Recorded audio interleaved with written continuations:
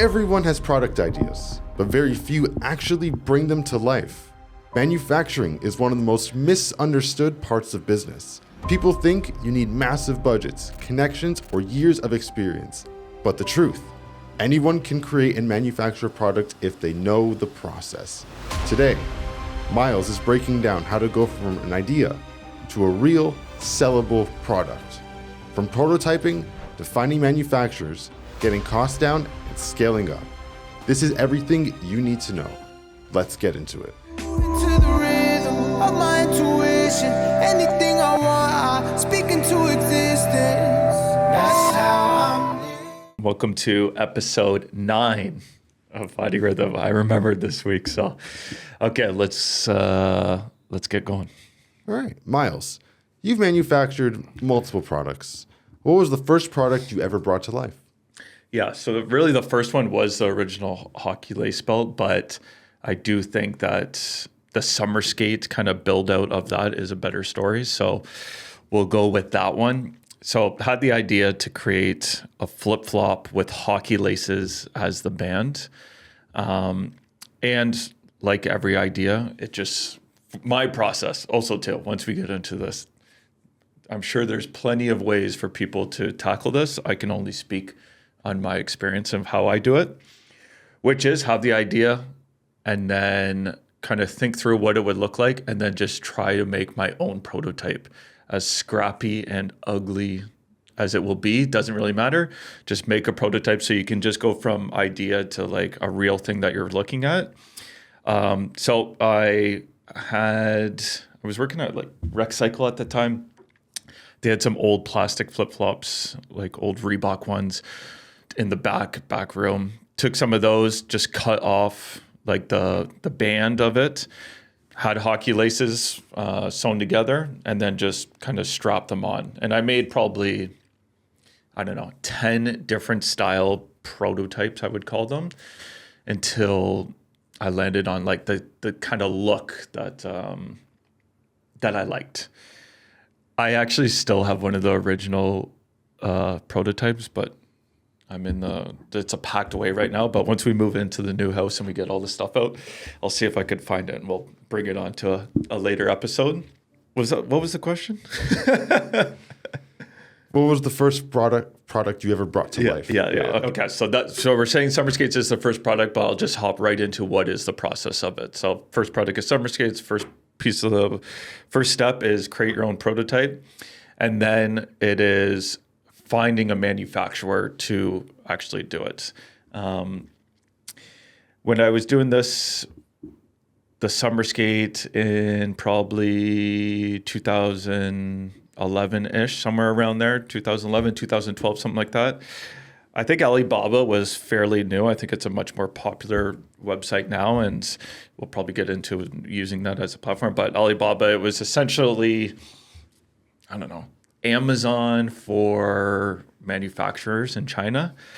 And I spent probably 3 months talking to suppliers in China on chat from like midnight to 3:30, 4 a.m. And I had to find a manufacturer that created flip-flops and one that would do a custom flip-flop. And then I also needed to find a hockey lace manufacturer as well. Eventually, after hours and hours and hours of going back and forth with them, I paired the two of them together, hockey lace manufacturer and flip-flop manufacturer. And I sent them pictures of these prototypes that I had made. And we just started the process to get a sample created. Then we go through probably another couple months, maybe 6 weeks or so. They are sending me pictures of samples. And then finally I pay for the initial sample of it. And then they send that to me. And then now it's like, okay, I have someone that can manufacture it. I'll pause there though, because then there's kind of iterations on the sample until we get to the final product. Why do most people never get past the idea stage when it comes to product creation? Maybe just like the unknown of not knowing how to do it. I know lots of people. I've had many meetings with lots of people that have come to me with ideas and say this, and a lot of them are extremely complex ideas to put together. Even even getting simple things made can be difficult too. So I would say just because there's obstacles in the way of that. But I would encourage people that in the 2025 world and beyond, that it's never been easier to get stuff made. All the tools and resources are there. Alibaba is bigger and stronger than ever, and has even more capabilities. So I would encourage to get it made. There is a process for it, but So let's get into that process. Once you have an idea, what's the first step to making it real? yeah. So we go with idea. I would say create a prototype of it, whether you're sketching it out or making like scrapping one together yourself. Then sourcing a manufacturer, which use the internet to find manufacturers. Traditionally overseas in China, which was the manufacturing hub of the world. That's where you could find someone that can essentially make everything. Source of a manufacturer, I would usually try to get like a list of 5, kind of scope out the idea with all 5 of them, kind of get pricing. First of all, are they capable of doing it? Second of all, what is the pricing? And then third, what is the minimum order quantity, which is a big, big thing. Because, it's a brand new idea. You want to, first of all, see if they can make it and see the quality of what they make it. And you don't want to go buy 20,000 of something when you haven't proved out those other things. So find that person, lock in on that person, negotiate a deal, then get a sample made, get samples sent to you, which will be a little higher than what the price per product would normally be. Get a sample made and then make iterations on it, show people that to potential customers, stuff like that. Make revisions and then put in your first actual order. And I am always trying to do a low minimum order, which is typically 1,000 units. It depends on what you're making, but you could negotiate, but try to get the minimum order low, because you also want to see them kind of mass produce the product before committing to a large one. So when talking about manufacturers, how do you find the reliable manufacturer and avoid bad ones? Unfortunately, just experience. So I'll give you a quick manufacturer journey. The summer skate one, that very first supplier that did it, they sent me the samples, make iterations. I bought 3,000 pairs of them. They were what they said they were going to be. Sold through those 3,000 of them, and then met Kevin, who got investment into the summer skate business. Then the next level up is using kind of like a broker, which essentially a broker is someone, for me, my experience is someone in North America that has an office or boots on the ground in China on the manufacturing plants of it too. Like they have people that are actually in the factories. You're going to pay a little bit of a premium to have the broker, but if you're at like a certain scale, it's worth it.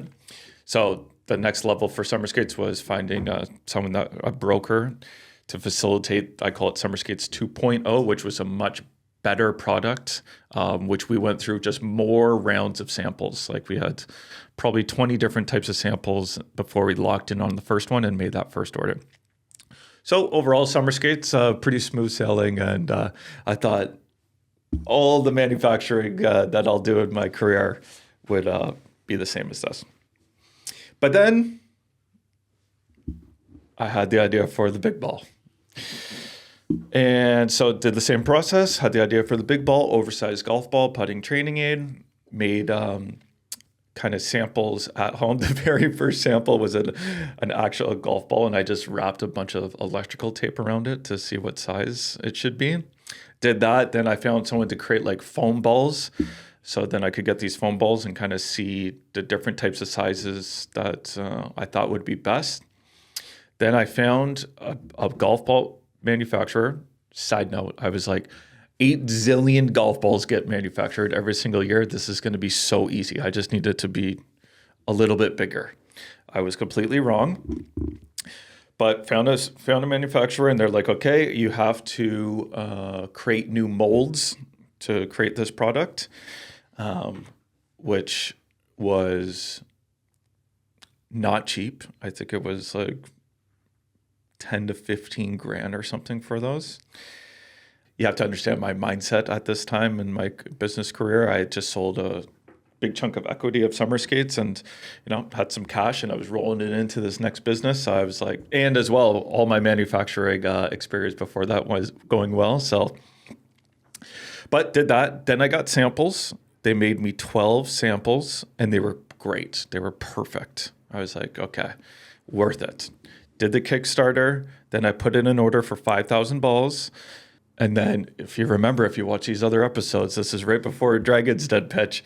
They send me 1,000 of them and they're all horrible. They're all absolutely horrible. They're nothing like the samples I approved. They don't feel like a golf ball. They're cracked. They're warped. They're all trash. And essentially they said, we can't mass produce them. Okay, that's essentially the thing. And they were just continuing to try to pull more money out of me. And I had done this manufacturing deal offline with no contracts or anything like that. And I essentially, at the end of it, lost, I don't even know the exact number, but at least 30 grand, something like that. I don't know exactly what the number was. Way too much money, though. That's what I lost. So I got burned huge on this next manufacturer. Then I went to the broker, right, in the US, because he had boots on the ground. I told him all my problems that I just had. He assured me it was all going to be good, blah, blah, blah. We go through the process again, get new molds. A lot cheaper this time, though. Same type of molds, but way less expensive. I think these ones are $3,000. Get samples made, do a couple iterations, and then I bought 5,000 balls again. 5,000 balls come. I would say 3 to 4,000 are good. The rest are not good. They're warped. So like if you were to roll the ball, it would like not roll straight. Another thing, when they were mass producing the big ball, they came into all these difficulties. Now, when I was dealing with the broker, he was extremely good with that. He was giving me a credit for the next order. He was understanding on a quality control. So yeah, he was good. But then we put in the next order and we were ready to roll. And then kind of his business went down with the pandemic and he essentially just ghosted me. So I lost some money on that one too.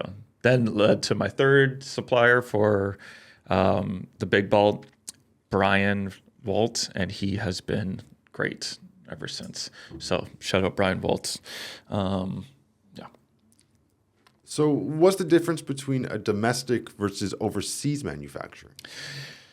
Yeah, so like kind of the last decade or so, it was just like the ease of getting stuff made, like pretty much any product that you could think of, just because like China for me was the manufacturing hub of the world, where you could get pretty much anything made, and as well you could get it for a cost-effective price, right? Like it just seems so impossible to get stuff made in North America. I think that has changed recently, especially right now with like different tariffs coming in and all like kind of the landscape changing and evolving. So I do think my next project, I actually really, really do want to just do a pure Canadian made type business, but I'm not doing that for a while. I'm not getting anything physical made for a while.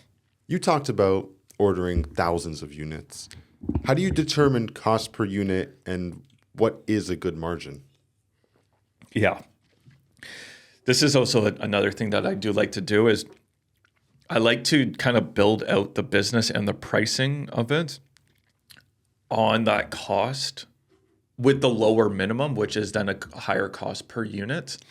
But then if I can make like the numbers work on that number, I'm happy, because then once I hit scale, I'm going to put in a larger order and I'm just going to increase margin. That way, it's a easy way to get more margin into a business, just on the scale of manufacturing products.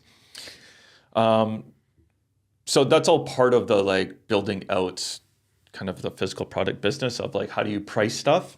And when you think about pricing and you're thinking about margin, you're thinking about different channels that you are selling to. So for the Big Ball, for example, too, right? So kind of the core engine of the business is direct to consumer. So selling products on the Shopify website directly to the consumer. So you have your cost per product, cost per ball, and then you have the cost of packing it, and then you have the cost of shipping it to the customer.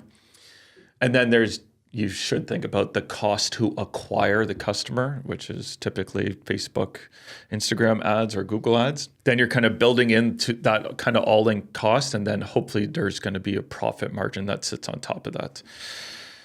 I could go into like much deeper of that, where some businesses, if you have lots of repeat customers, you could even lose money on your first order because that lifetime value of that customer will cover that cost of it.